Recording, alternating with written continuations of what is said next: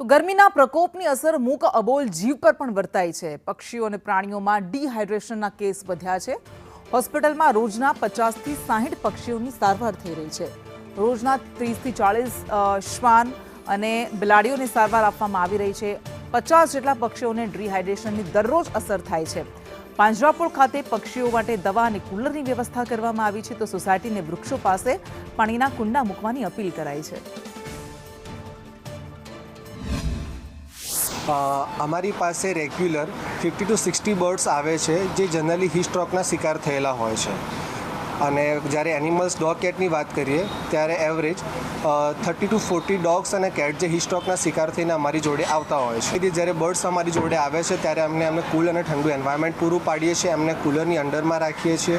એમનું dehydration correct કરવા માટે અમે ઇલેક્ટ્રોલાઇટ અને ફ્લુઇડ થેરાપી આપતા હોઈએ છીએ।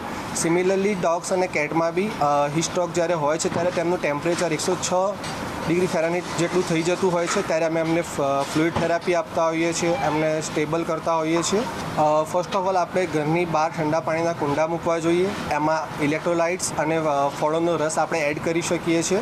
એમને આપણે પ્રોપર શેલ્ટર પૂરું પાડવું જોઈએ, જે માટે આપણે વૃક્ષો ઘરની આસપાસ વાવી